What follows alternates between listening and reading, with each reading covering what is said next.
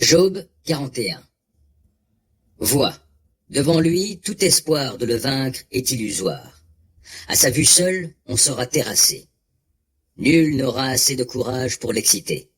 Qui donc alors pourrait me tenir tête? Qui m'a prêté pour que j'aie à lui rendre? Tout est à moi sous l'étendue du ciel. Je ne veux pas me taire sur ses membres, et je dirai sa force et la beauté de sa constitution. Qui a ouvert par devant son habit? Qui a franchi les deux rangs de ses dents? Qui a forcé les battants de sa gueule? Ses crocs aigus font régner la terreur. Majestueuses sont ses rangées d'écailles, et telles des boucliers scellés entre eux, serrées les unes contre les autres, de sorte qu'aucun souffle ne pourrait se glisser entre elles. Soudées ensemble, chacune à sa voisine, elles se tiennent et sont inséparables. Il éternue.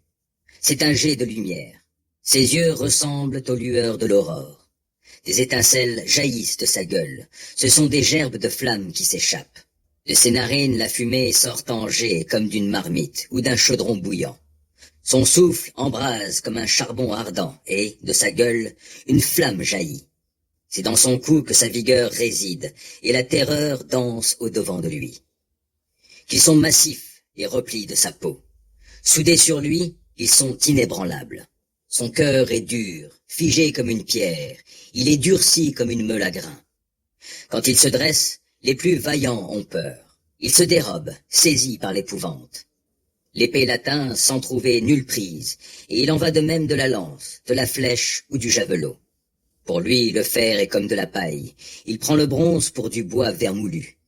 Les traits de l'arc ne le font jamais fuir, et les cailloux qu'on lance avec la fronde ne sont pour lui que des fétus de paille.